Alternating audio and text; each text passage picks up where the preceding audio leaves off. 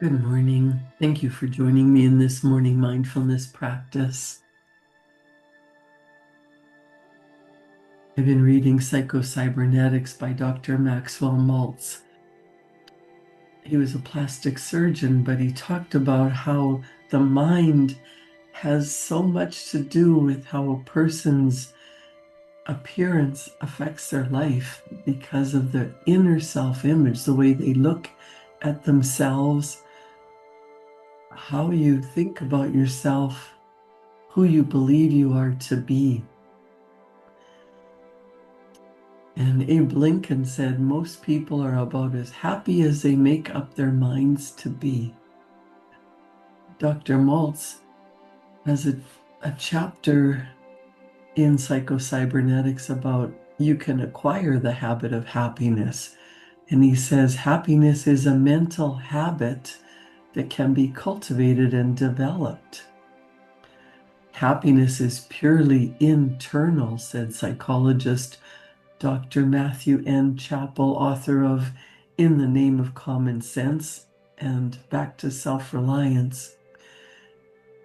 Happiness is produced not by objects, but by ideas, thoughts, and attitudes which can be developed and constructed by the individual's own activities, irrespective of the environment.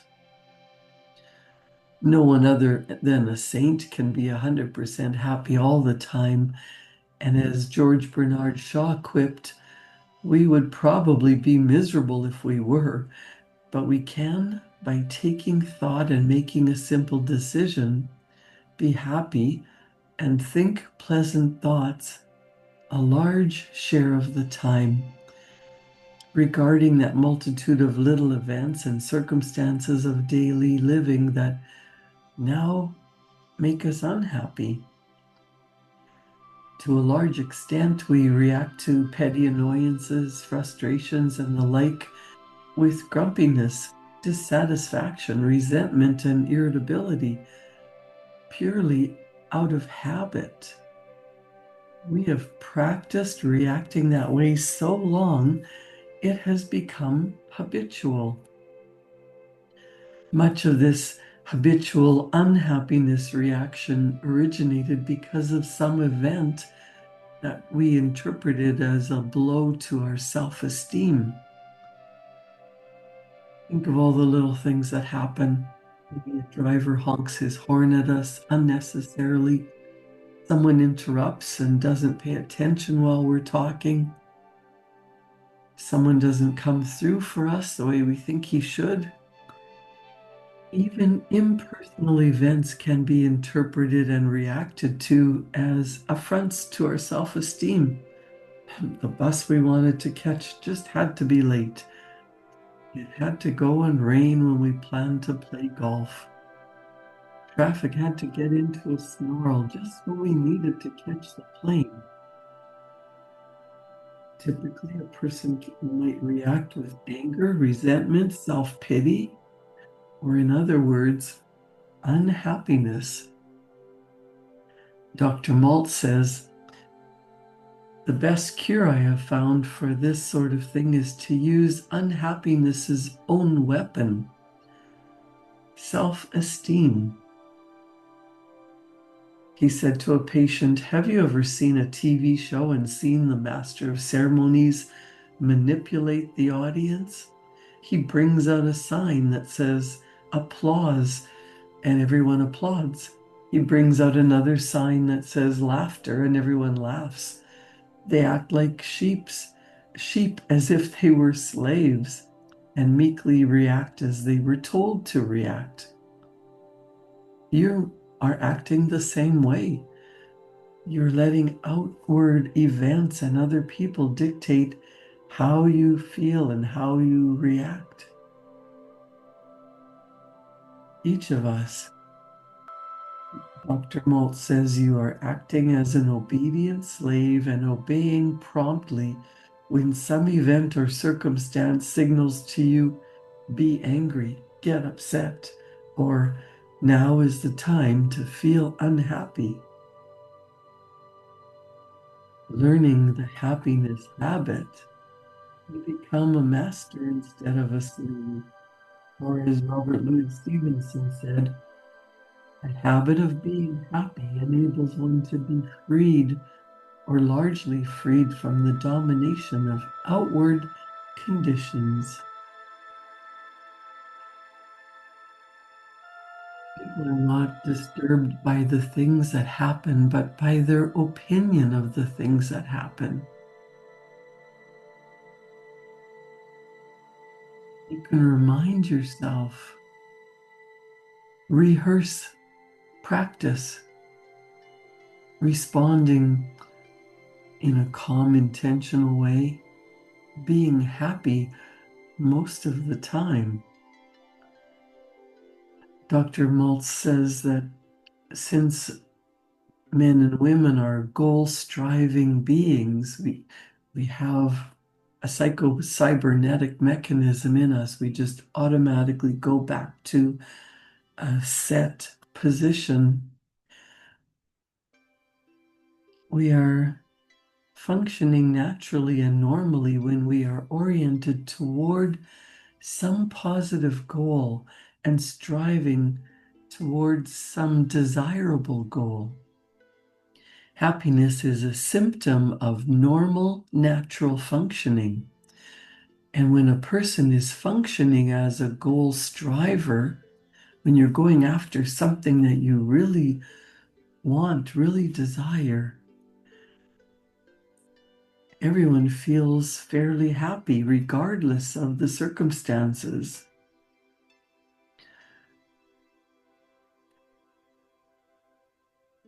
Dr. Maltz had a business executive friend that was very unhappy because he had lost $200,000.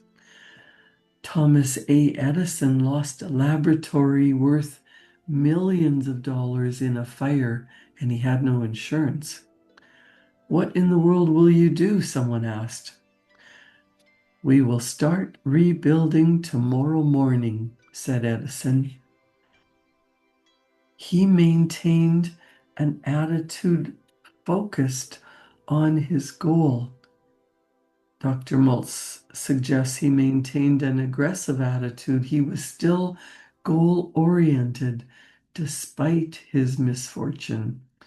And because he did maintain an attitude of striving toward his goal,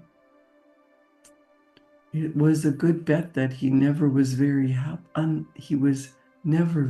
unhappy about his loss.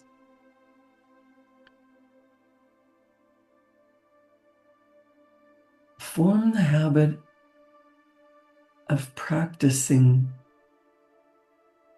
keeping goal-oriented all the time, no matter what happens. Do this by practicing a positive, aggressive attitude, both in actual everyday situations that come up and also in your imagination. See yourself taking positive, intelligent action towards solving a problem or reaching your goal. See yourself responding to threats not by running away or evading them, but by meeting them, dealing with them, grappling with them in an assertive and intelligent manner. Most people are brave only in the dangers to which they accustom themselves, either in practice or in imagination, said an English novelist, Bulwer Lytton. Ralph Waldo Emerson said the measure of mental health is the disposition to find good everywhere. The idea that happiness or keeping one's thoughts pleasant most of the time can be deliberately and systematically cultivated by practicing in a more or less cold-blooded manner. Dr. Maltz says it's kind of incredible, if not ludicrous, when he first suggested it, yet experience has shown not only can this be done, but That's about the only way that the habit of happiness can be cultivated. In the first place, happiness isn't something that happens to you. It is something you do yourself and you determine upon. If you wait for happiness to catch up with you or to just happen or to be brought to you by others, you're likely to wait a long time. No one can decide what your thoughts shall be, but you yourself. If you wait until circumstances justify your thinking pleasant thoughts, you're also likely to wait forever. Every day is a mixture of good and evil. No day or circumstance is completely 100% good. There are elements and so-called facts present in our world and in our personal lives all the time that can either justify a pessimistic and grumpy outlook or an optimistic and happy outlook, depending on our choice. It is largely a matter of selection, attention, and decision. It is merely a matter of what we choose to give our primary attention to and what thoughts we hold in our mind. Deliberately choosing to think positive thoughts can have practical results.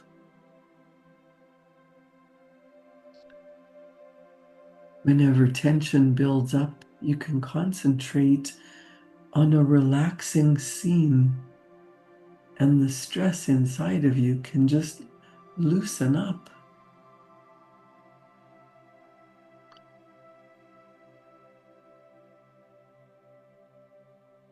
Part of the solution is obvious. Stop reading newspapers and stop watching the negative news, and focus on what do you truly desire.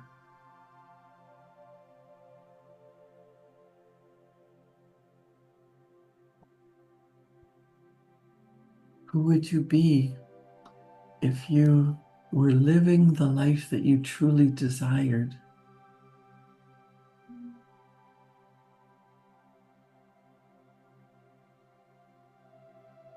What would you be doing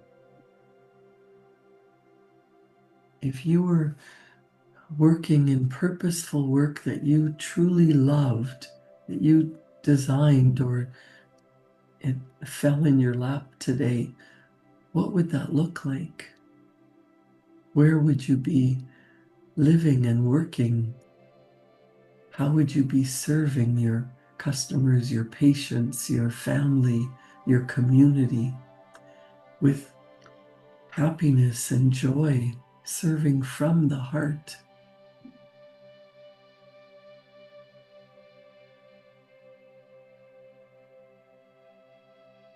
The only way to do great work is to love what you do. If you haven't found it yet, keep looking. Don't settle.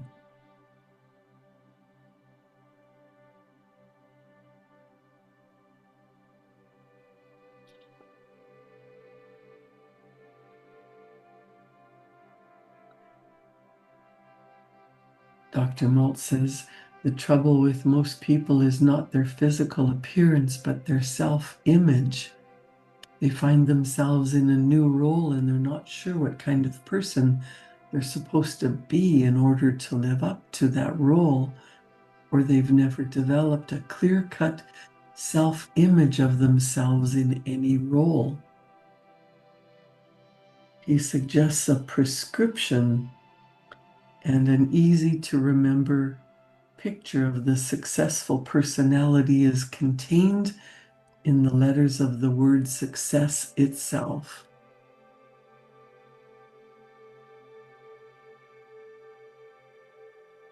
Dr. Maxwell Maltz would suggest that you write the word success from the top of the page working down so that you've got the letters. success, success. And then the first S is for sense of direction. The U is for understanding. The first C in the word success stands for courage. And the second C stands for compassion. Under sense of direction, understanding, courage, and compassion, then the E stands for esteem. And then the next two S's in success are for self-confidence and self-acceptance.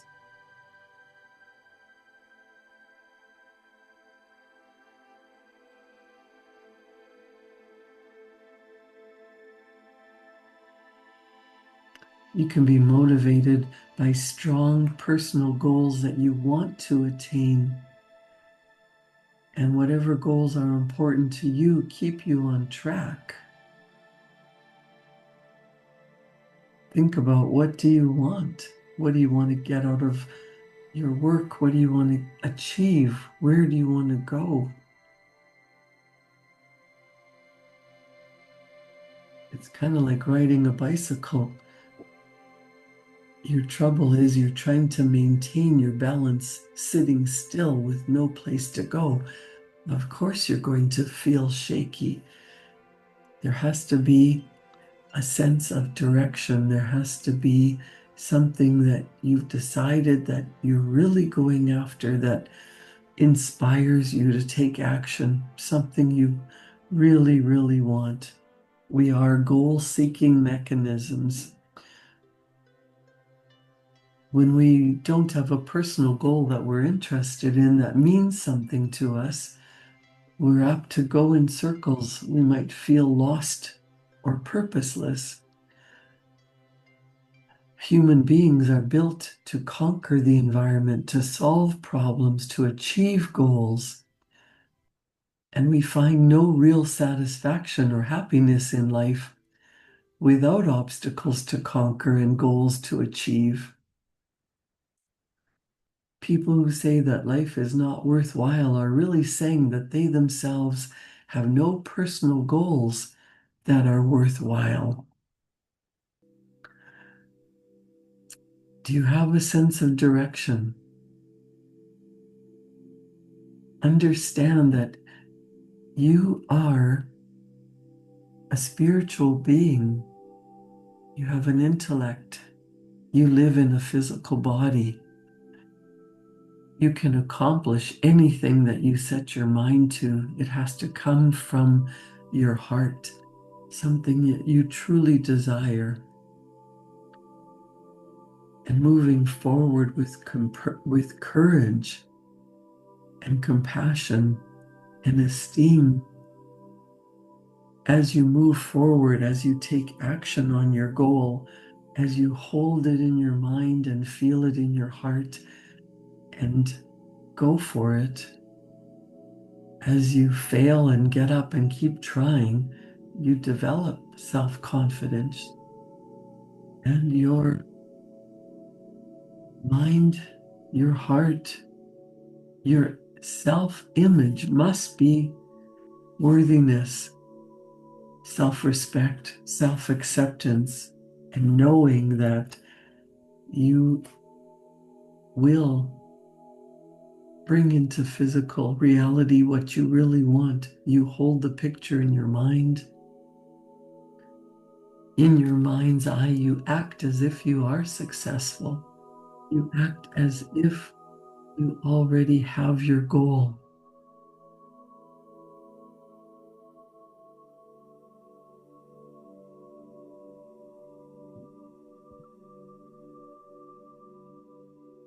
Be willing to make a few mistakes, to suffer a little pain to get what you want.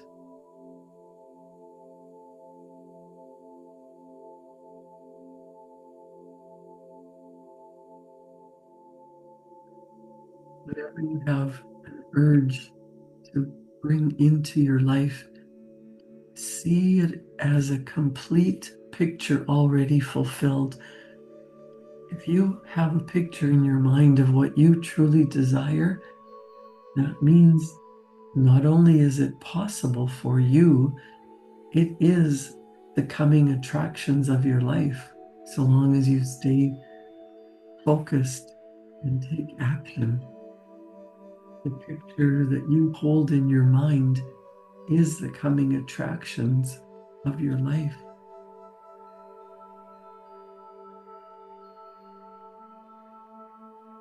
With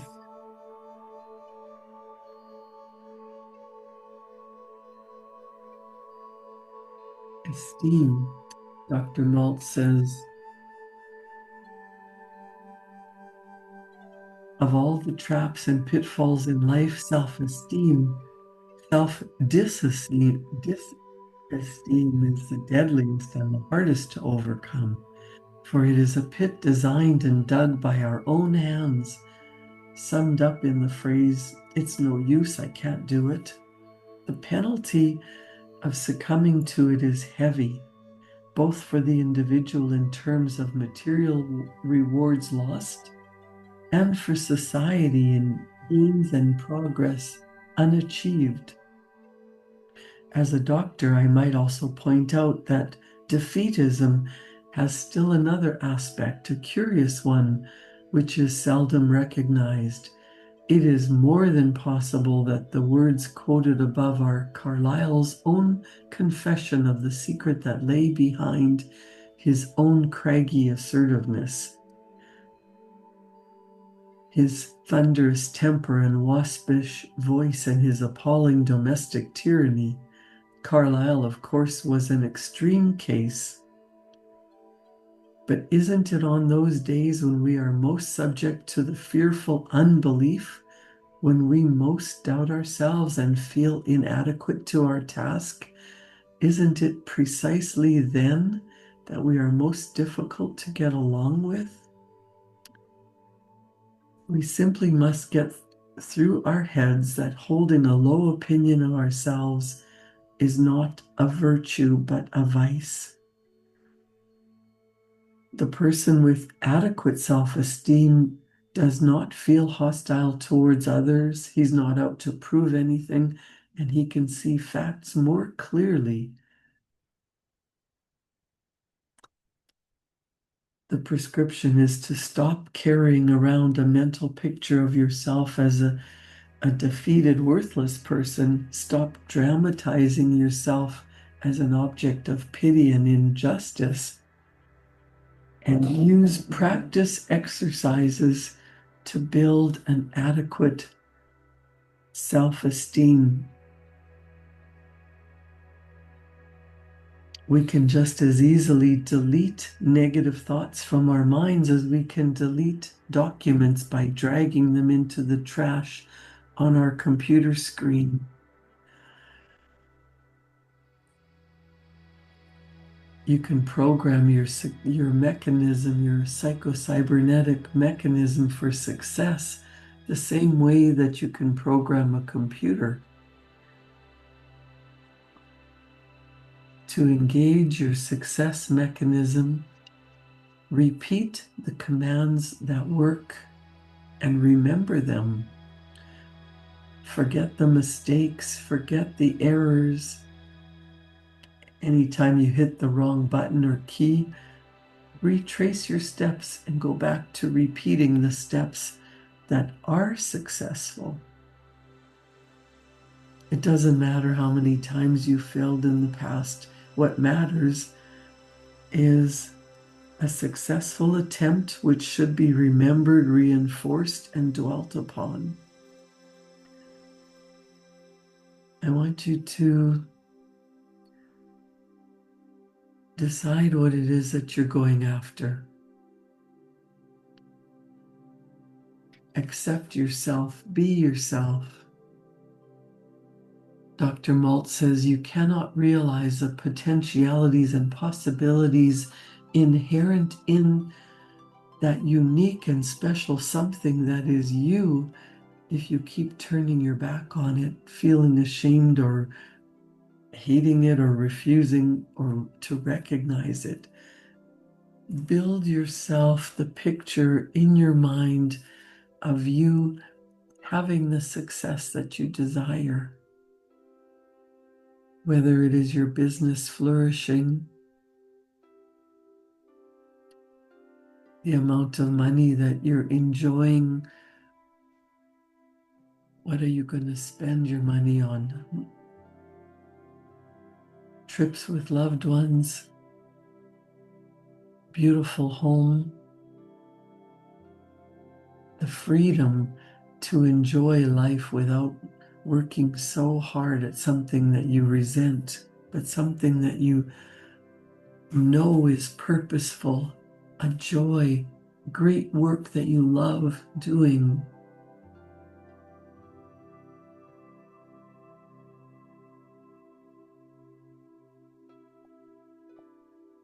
How do you feel now that you have that purposeful work, now that you are successful, now that you have a sense of direction, understanding, courage, compassion, esteem, self-confidence, and self-acceptance? Success, what does it mean to you? It doesn't have to mean financial wealth. It can mean enjoying your work, enjoying your leisure time, having time and money freedom to spend with your family, to spend time alone.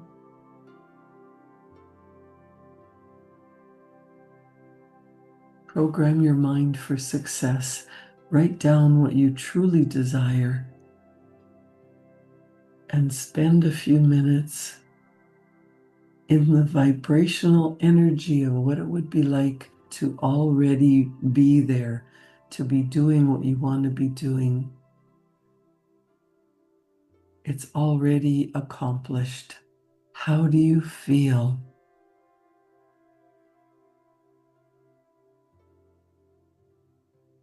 Take the time to do this every day before you go to sleep, and you will program your mind to automatically become successful.